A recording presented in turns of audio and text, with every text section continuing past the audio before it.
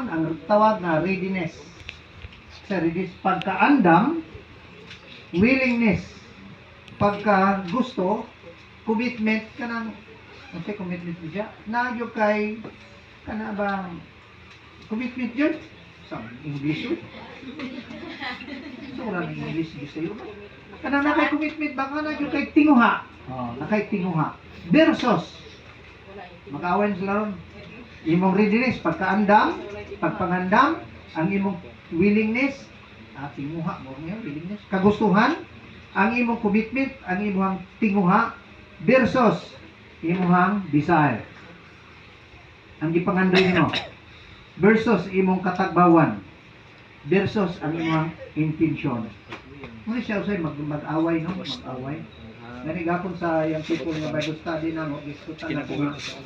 We are in conflict. Ano bang nakibatok ta sa itong lingon? Ano man? May panahon nga, gusto nang ta kamang laba. Kapoy man laba, di ba, we? So, ikaw mismo, nakagbingkir sa imong lingon. Kabalo ka nga importante, pero kapoy man nilihok. May panahon nga gusto si Jin magtuon, di siya ka nang magtuon, kaya yung nona, wala dyan dito makakonsentrate. Muna siya nakibingkil ta sa itong lingon. Kaya wala tayo gitawag og readiness. Ha? Wala tayo readiness. Kana bang wala nato giandam. Ang usa ka athlete, pag dili niya mansuhon iyang kulingon, di niya andaman, di niya tagal preparasyon, na di isa ka daw, isang taon. Ha?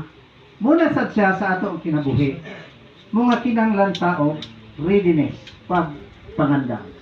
Nga naman, ang mga Kristonon, andam, dakan na Kristonon, andam, ready, pero lahi, aman ready, aman ka ready. Many Christians are ready to make money but not ready to give.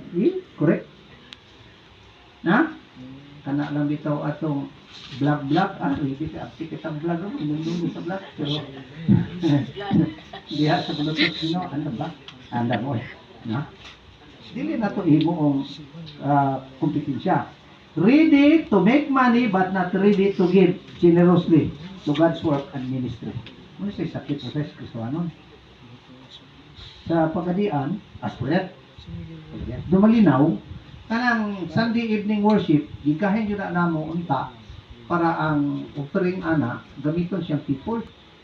Wala man ang simba. No? Wala man. So, ambot lang. Wala pa ko kabalo ang binura ng tigo. Yan naon sa sunog anak. Then, ngunit siya, ikaduha po. What are many Christians ready to do? Una, ready to make money but not ready to support or to give. Ikaduha, kadaghanan sa Kristonon, ready to criticize. Kusog kayo mo criticize, mamantay atong nagtrabaho. Kita maguko ini nga Kristohanon nga nagsisaway. Di mo na mo iyang kuanoy, di mo na mo magpresosip. Pusta saway. Sabi siya, di gani pumulid.